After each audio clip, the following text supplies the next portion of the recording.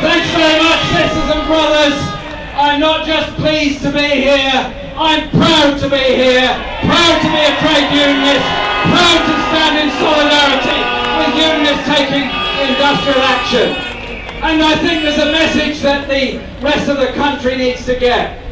We owe to the trade union movement, to organised labour, the fact that we have a national health service, the fact that we have a welfare state, the fact that we have health, safety and welfare at work legislation, equalities legislation, minimum wage. There's so many things that have been achieved because of the strength of organised labour.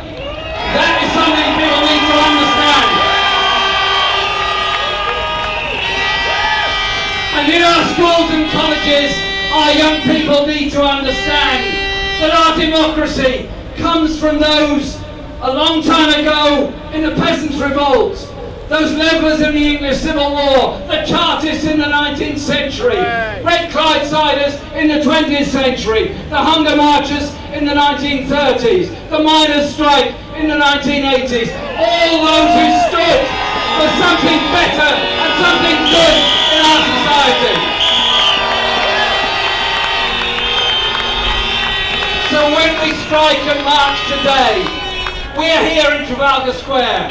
There are people all over this country on demonstrations, outside town halls, in main squares. There are people all over the world taking action and demonstrating for a different and better society. And I'm delighted, for example, to see the banner here from War on Want, standing up against global poverty and for global justice. Because ours is a cause. Ours is a cause, yes, for better wages, yes, for protecting jobs and conditions, but it's also a challenge. It's a challenge to the government down there and indeed to every member of Parliament. Austerity is being imposed on the people of this country in just the same way it was imposed on Latin America and Africa in the 1980s and 90s, and it's now been imposed all across Europe. Is it necessary? Is it an economic point? Is it a bookkeeping point? No. What it's about is politically re-engineering our society and politically re-engineering the whole of Europe. Behind this austerity lies an attack on working conditions, lies a reduction in wages, lies a greater and much bigger inequality within our society. That is what austerity is all about.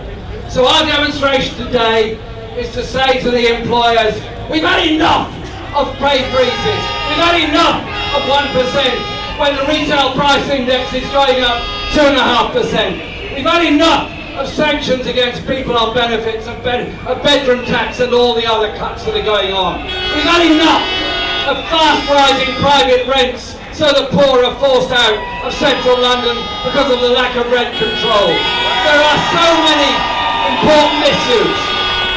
In our strength, in our unity, we will win the argument, we will win the money on the wages, we will defend the jobs, but above all, we've got to make that message stronger and clearer. We want a society that provides for the needs of all, not for the greed of the few, that makes everyone pay fair amounts of taxes. And my message to Vodafone and Starbucks and all the other tax dodgers, we're coming to get you. We've had enough of your freeloading. We've had enough of the inequality in society.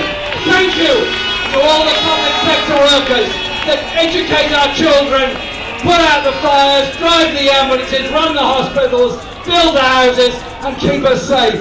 It's the public sector that is the lifeblood of this country. But as Claire quite rightly said, and I conclude with this thought, the unity we need is of people, whoever they work for, wherever they work, the same issues apply.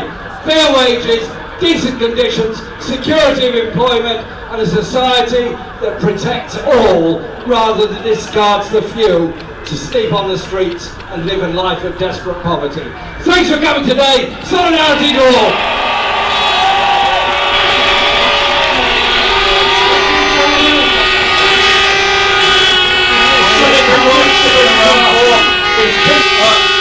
We before we bring the meeting to a close,